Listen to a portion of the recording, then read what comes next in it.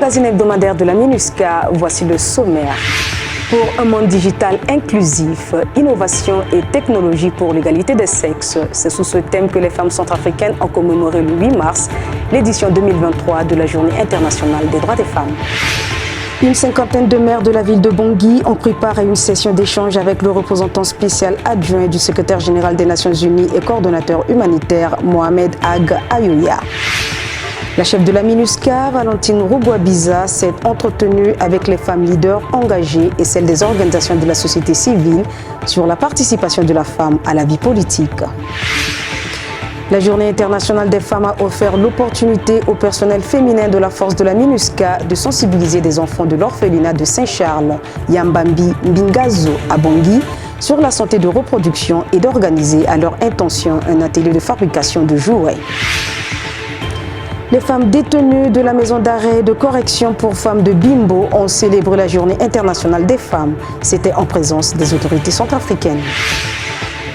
La section des affaires civiles de la MINUSCA a organisé une journée de sensibilisation et d'activités socioculturelles en relation avec la lutte contre les messages de haine à l'endroit d'associations de jeunes. Puis, la MINUSCA a doté le ministère d'État chargé de la justice, des droits humains et de la bonne gouvernance de manettes juridiques d'un montant de 29 millions de francs CFA. Bonsoir. Je vous le disais en titre, les femmes centrafricaines ont commémoré la Journée internationale des droits de la femme sous le thème « Pour un monde digital inclusif, innovation et technologie pour l'égalité des sexes ». Cette journée vise à montrer l'importance de l'éducation numérique et à rendre le monde de la technologie plus inclusif. La première dame de Centrafrique, Brigitte Touadéra, a présidé la célébration. Nos reporters Geoffroy Bata et Fanny Balekossi y étaient.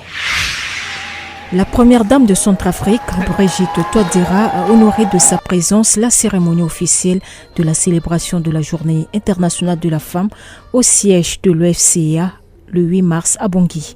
La dite cérémonie a vu la présence du ministre chargé de la promotion du genre, de la protection de la femme, de la famille et de l'enfant, Marguerite Ramadan, des femmes leaders de la société civile. Plusieurs femmes leaders de la société civile, des communautés et de différentes organisations féminines ont célébré sur le thème national l'innovation et l'éducation numérique pour un leadership féminin et l'autonomisation socio-économique des femmes et des filles. Selon Brigitte Touadéra, la formation en digitalisation ne doit pas se limiter au mois de mars.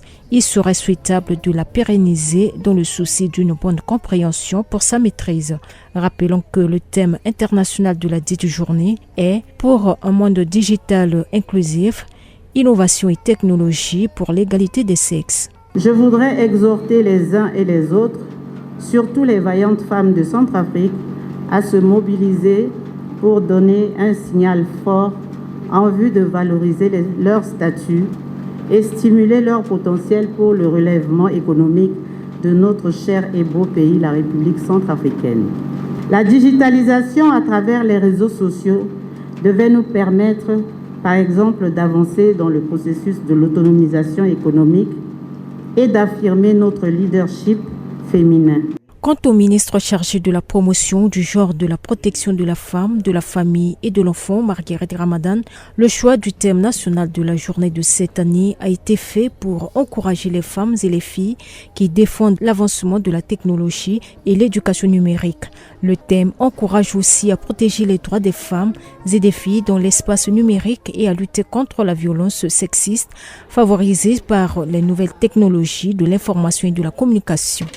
Nos vies dépendent de plus en plus d'une forte intégration technologique. J'entends par là suivre un cours, appeler des proches, effectuer une transaction bancaire, vendre ou acheter en ligne, prendre rendez-vous chez un médecin et j'en passe. C'est dire que de nos jours, tout passe par un processus numérique. Et pourtant, beaucoup de femmes n'utilisent pas l'Internet, bien qu'elle constitue près de la moitié de la population mondiale. À l'issue de cette cérémonie, Brigitte Touadéra a remis des prix aux 10 lauréats du concours des projets d'innovation. Ce concours a été organisé par le ministère chargé de la promotion du genre sur financement du projet CENI et de la Banque mondiale. La célébration de cette journée internationale des femmes s'est terminée par une visite guidée par la première dame de Centrafrique, des stands d'exposition des produits locaux. Rappelons que la Charte des Nations Unies, adoptée en 1945, a été le premier instrument international à affirmer le principe de l'égalité entre les femmes et les hommes. Le représentant spécial du secrétaire général des Nations Unies en République centrafricaine et coordonnateur humanitaire Mohamed Ag Ayoya a rencontré les maires et conseillers de tous les arrondissements de Bangui et ses environs. Objectif, permettre aux maires et aux conseillers municipaux d'en savoir davantage sur les élections locales. Plus de détails avec nos reporters. La section des affaires civiles de la MINUSCA a organisé le 7 mars 2023, en partenariat avec la mairie centrale de Bangui, une séance de travail avec les conseillers et maires des 10 arrondissements de Bangui, Bimbo et Bégua. La dite réunion a vu la présence du représentant spécial adjoint du secrétaire général des Nations Unies et coordonnateur humanitaire Mohamed Ag Ayoya, du chef de la composante police de la MINUSCA, le commissaire Christophe Bizimongu. Cette rencontre avait pour objectif de renforcer la sécurité en vue de garantir la tenue des élections locales à venir à Bangui. Le maire de Bangui, Émile Goremon Nakombo, revient sur la quintessence des échanges. On parle de la sécurité au niveau de la ville de Bangui. Nous avons touché également l'assainissement qui fait partie de cette sécurité, de cette paix. C'est un élément qui soutient la paix, l'assainissement, dans le sens de l'enlèvement des ordures, dans le sens du nettoyage des rues, pour permettre à cette force-là de se déployer, au FSI de se déployer sans problème. Pendant les échanges, une présentation était faite sur le nouveau plan de sécurisation des élections mis en place par le gouvernement et la MINUSCA. Le but est de déterminer les stratégies pour renforcer les dispositifs sécuritaires dans la ville de Bangui. Mohamed Ag Ayoya réaffirme l'importance de cette rencontre pour la réussite des élections locales inclusives et apaisées. Pour nous, c'est une question capitale parce que ces élections représentent un espoir pour la population, un espoir pour les pays. Et nous saluons ici le leadership au plus haut niveau du gouvernement de la République centrafricaine pour les tenir après plus de 35 ans. C'est un geste très fort, un geste que nous soutenons et un geste que nous allons continuer à soutenir pour effectivement les voir se tenir si possible cette année. Le président de la délégation spéciale de la ville de Bangui, Émile Goremon Nakombo, recommande que cette réunion périodique qui était suspendue à cause de la pandémie de Covid-19 soit réactivée pour la réussite des prochaines élections locales. Cette rencontre a réuni des cadres de l'autorité nationale des élections, le représentant des forces de sécurité intérieure ainsi que les responsables de la force de la MINUSCA. La rencontre a aussi connu la participation des leaders des différentes couches sociales. Dans le cadre de la célébration de la Journée internationale de la femme, la représentante spéciale du secrétaire général de l'ONU, Valentine Rugwabiza, a poursuivi ses échanges avec une trentaine de femmes leaders engagées dans la politique et d'organisations des femmes de la société civile impliquées dans la promotion de la participation de la femme à la vie politique en République centrafricaine. Le but de cette rencontre est d'assurer une participation effective des femmes aux futures élections sénatoriales et municipales. À titre de rappel, la première rencontre s'était déroulée le 17 février à la base logistique de la MINUSCA à Bangui. Désiré Yangou et Loïc Goto étaient présents. La représentante spéciale du secrétaire général de l'ONU, Valentine Rugwabiza, a échangé le 8 mars 2023 avec une trentaine de femmes leaders engagées en politique et celles des organisations de la société civile impliquées dans la promotion de la femme. Les échanges tenus à l'occasion de la Journée internationale des femmes ont porté sur la participation pleine et significative de la femme centrafricaine à la vie politique, notamment lors des prochaines élections locales. La Journée internationale de la femme est donc une occasion de donner de l'ampleur à la réflexion qui a été initiée il y a quelques semaines, le 17 février, mais également l'occasion d'interpeller avec force sur les solutions pérennes qui existent ou qui doivent être mises en place afin de lever les obstacles, notamment les obstacles qui avaient été identifiés. Cette rencontre s'inscrit dans le cadre de l'appui à l'organisation des élections locales inclusives, libres, transparentes et crédibles en République centrafricaine.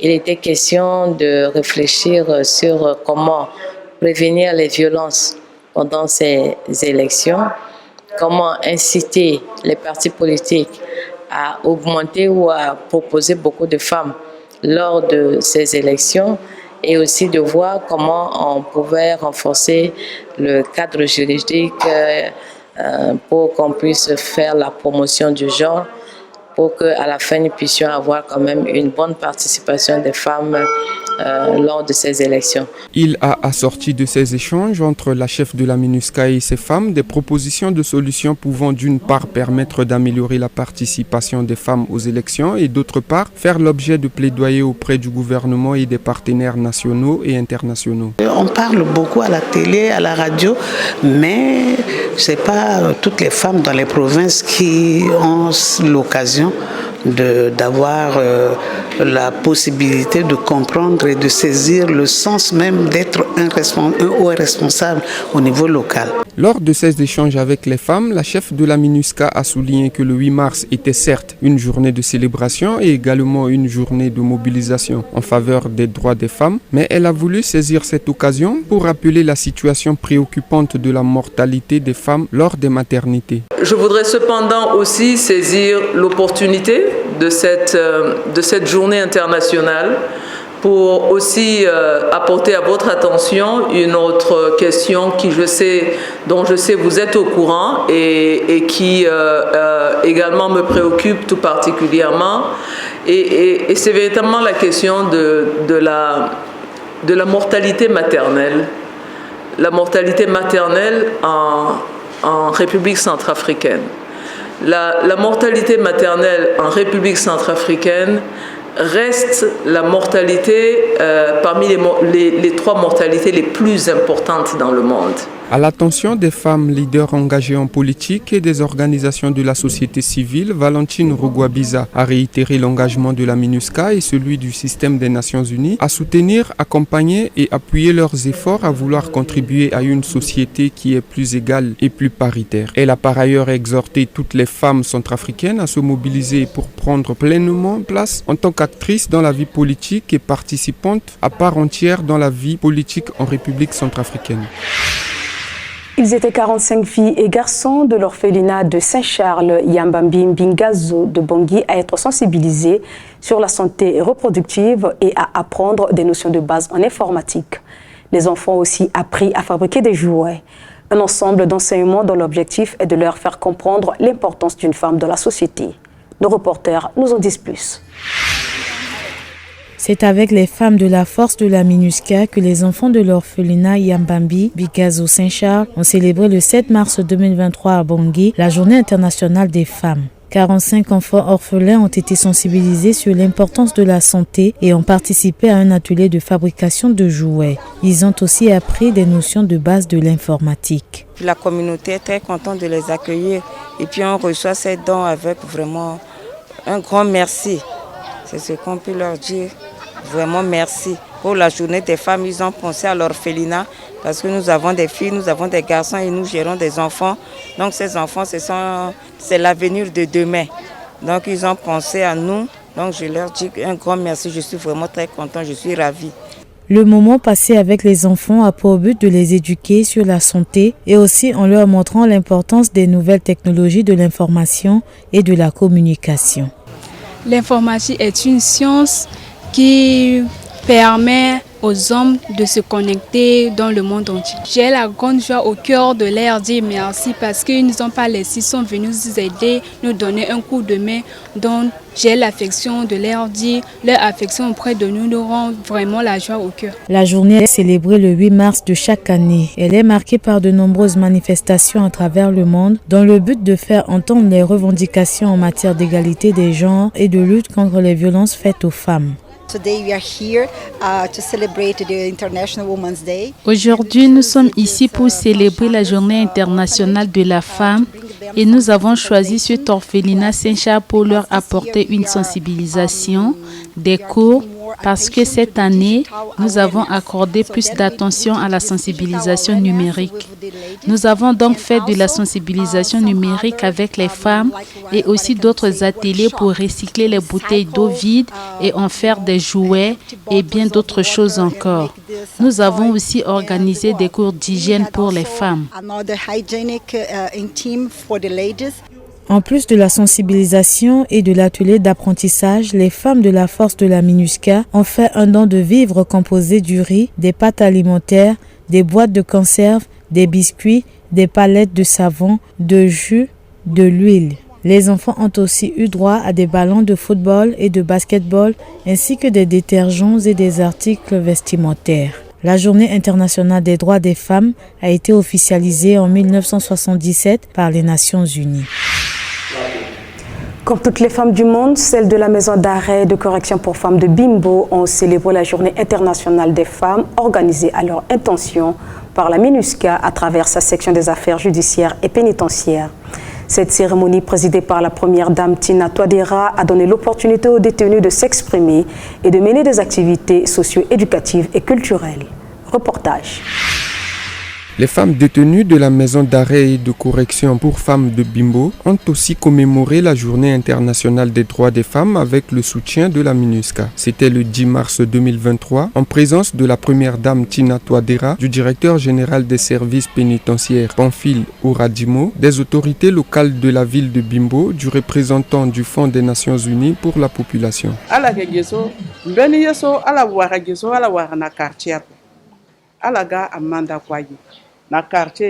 Ici, vous avez des opportunités que vous ne trouverez pas au quartier. Vous avez été formé gratuitement. Au quartier, vous ne trouverez jamais ça. Et si vous êtes formé gratuitement, soyez fiers là où vous êtes. Vous savez, Dieu élève les gens de différentes manières. Dieu a créé chacun de nous avec son destin et le chemin de tout un chacun est tracé. Il y a certaines personnes d'entre vous qui sont mises en détention injustement. Elles souffrent ici et elles ont mal au cœur. Elles disent que dès ma mise en liberté, je ne laisserai pas la personne qui m'a emprisonné. Dieu n'aime pas la vengeance. On vous a mis en détention injustement. C'est peut-être une voie utilisée par Dieu pour vous élever.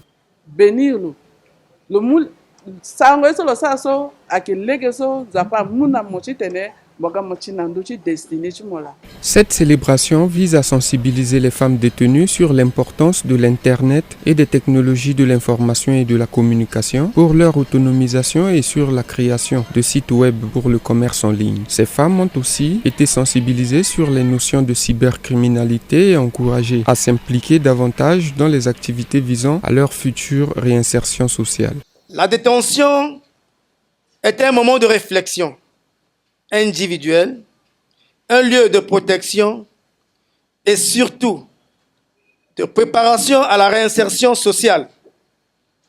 C'est dans cette optique que quelques femmes détenues ont été formées en couture, en menuiserie, en savonnerie, en alphabétisation et en alimentation grâce au concours de nos partenaires dont la MINUSCA, PERI et ONU Femmes.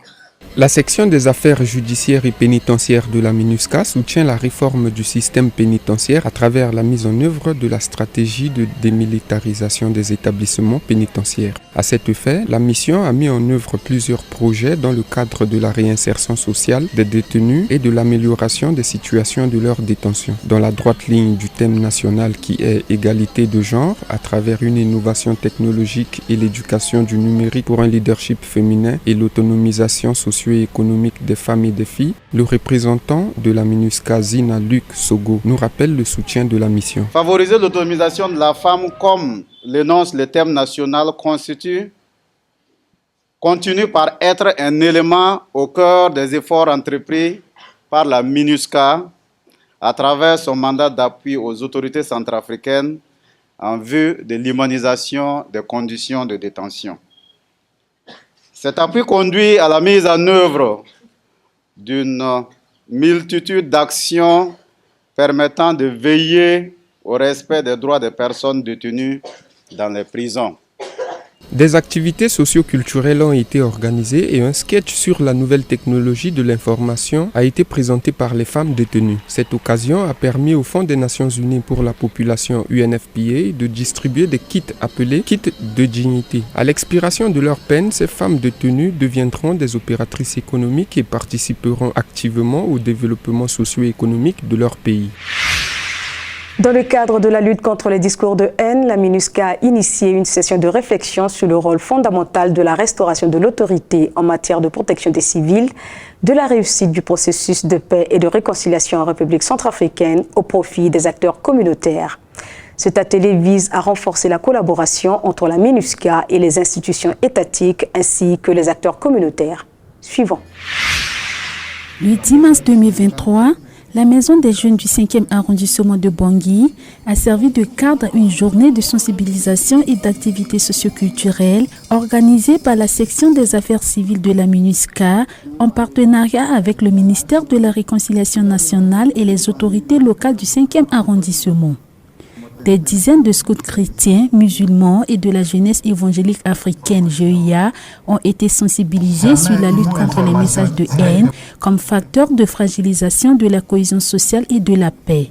La dite activité a vu la présence du maire du 5e arrondissement Alain Yemo et du représentant des affaires civiles de la MINUSCA Sylvain Dayambangé. Nous sommes animés par la nouvelle technologie. Les réseaux sociaux, ce n'est pas un outil de cultiver la haine, de semer la désolation, le mensonge. Donc, c'est un outil qui peut vous aider à vous développer, à faire autre chose pour le bien-être de l'humanité. Utilisez cet outil, pas pour nuire, mais pour aider, pour aimer, pour semer la paix. Cette sensibilisation vise à impliquer davantage les leaders communautaires et les autorités locales dans la lutte contre les discours de haine, la gestion des fausses informations et la prévention des conflits.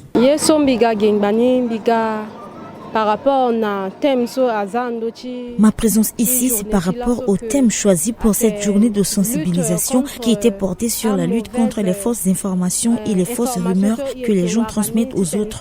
Je viens ici pour être édifié sur ce que c'est que la désinformation ou les fake news. Cette sensibilisation m'a permis de vérifier la source de toute information avant de communiquer aux autres.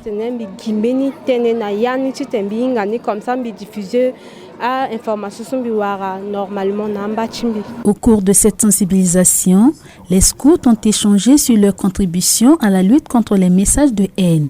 Alexis Kolingou, un des participants, quant à lui, cette session est un atout et l'a édifié. Je pense que de nos jours maintenant, c'est ce qui fait panique dans le milieu jeune. Il est important pour nous qui sommes des leaders de jeunes afin d'imprégner sur des pareilles formations pour que de notre tour maintenant, nous puissions aussi édifier nos jeunes dont nous travaillons. Parce que nous sommes maintenant ciblés par des hommes politiques. C'est important de comprendre cette thématique afin de nous aider pour mieux enseigner nos jeunes dont nous travaillons parmi eux. Rappelons que cette sensibilisation avait eu lieu dans le 3e arrondissement de Bangui à l'endroit des leaders des mouvements des jeunes. Elle se poursuivra dans les autres arrondissements de la ville. Le représentant spécial adjoint du secrétaire général des Nations Unies en République centrafricaine et coordonnateur humanitaire Mohamed Ag Ayoya a remis un lot de mal-être juridique au ministre d'État chargé de la Justice, des Droits humains et de la bonne gouvernance Arnaud Dubaï Abazen. Constitués de 760 ouvrages juridiques, ces mal-être contribueront à l'amélioration de la performance des juridictions. Elles sont destinées aux cours et tribunaux de grande instance de Bangui et des préfectures de la République centrafricaine. Nos reporters étaient présents.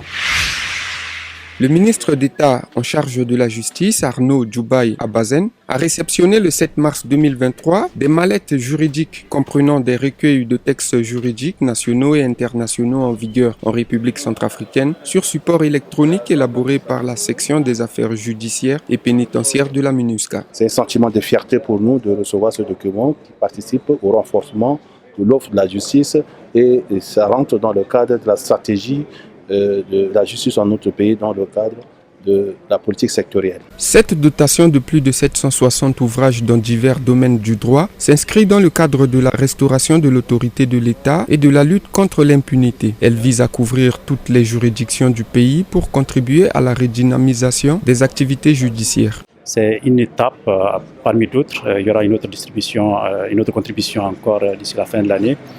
Nous allons continuer à écouter le ministre et ses collaborateurs en termes de besoins nécessaires pour continuer à les appuyer, à faire en sorte que la justice puisse être dite, que les droits puissent être dits mais surtout pour qu'on puisse continuer à renforcer l'autorité de l'État à travers l'ensemble du pays.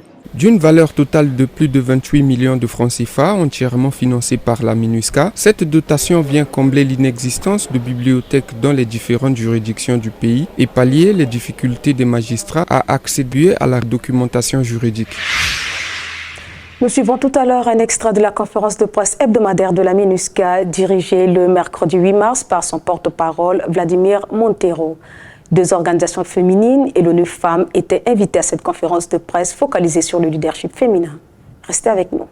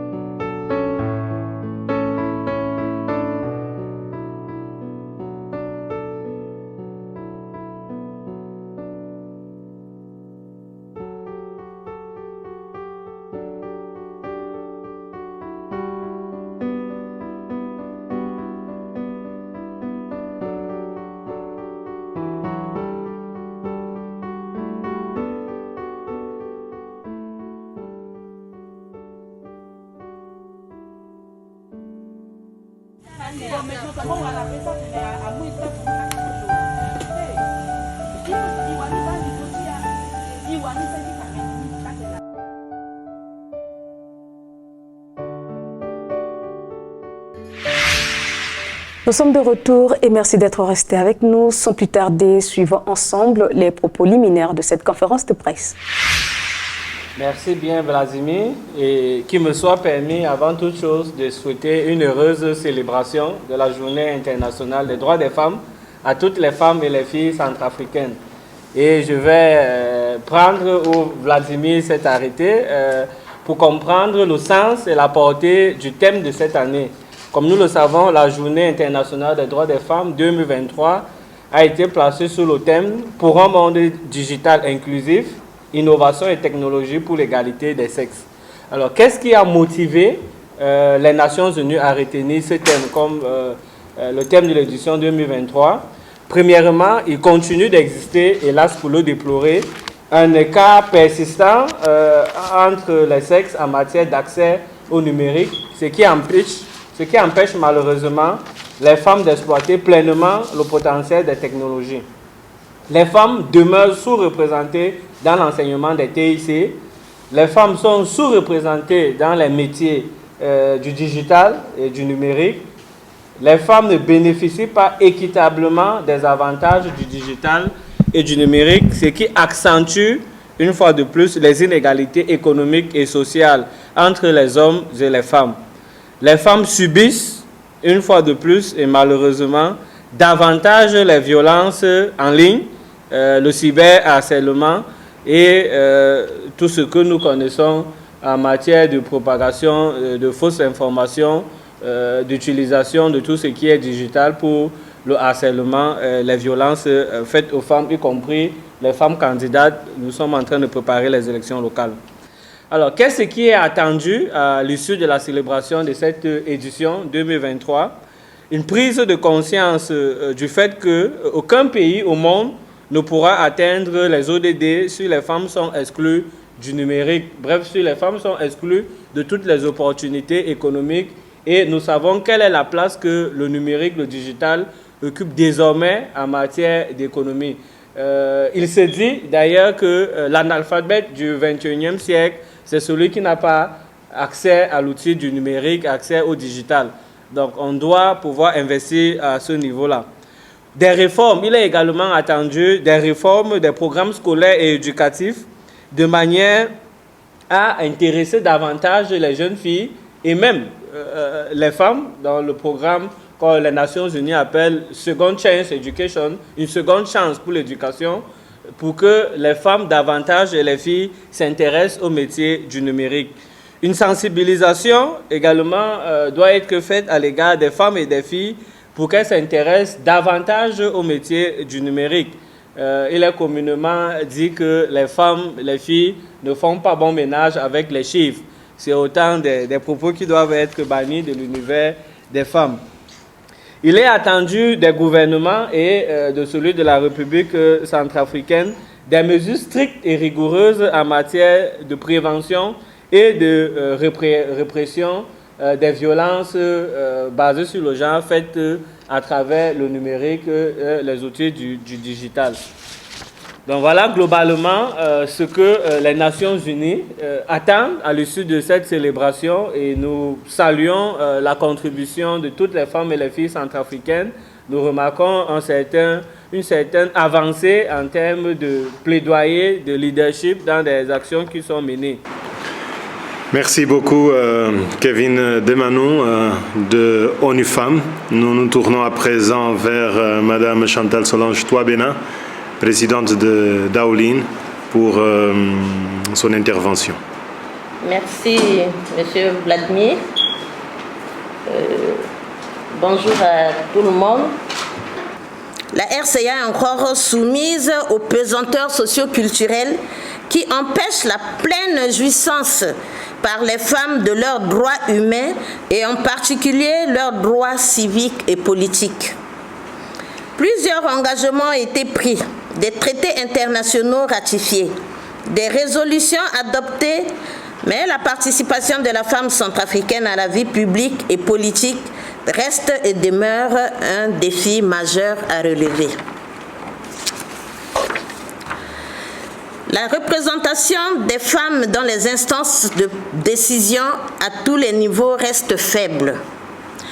Malgré l'appui multiforme du système des Nations Unies en RCA, à travers la division des droits de l'homme de la MINUSCA, la section genre de la MINUSCA, ONU Femmes et le PNUD, qui ne ménagent aucun effort pour accompagner les organisations féminines pour la sensibilisation et renforcement des capacités des communautés à la base, des femmes et des jeunes, tant à Bangui que dans les arrière-pays. Aussi beaucoup reste à faire concernant la pleine participation des femmes à la vie publique et politique en RCA. Néanmoins, les élections municipales à venir constituent une opportunité de promouvoir la participation des femmes à la gouvernance locale et élargir l'espace démocratique aux groupes marginalisés dans la gestion de la vie politique du pays. Les défis liés à la participation des femmes aux élections locales sont multiples et de diverses natures. Cependant, l'analyse du processus électoral et de l'environnement socio-politique et sécuritaire permet de mettre en évidence des défis réels et potentiels qu'il convient de relever afin de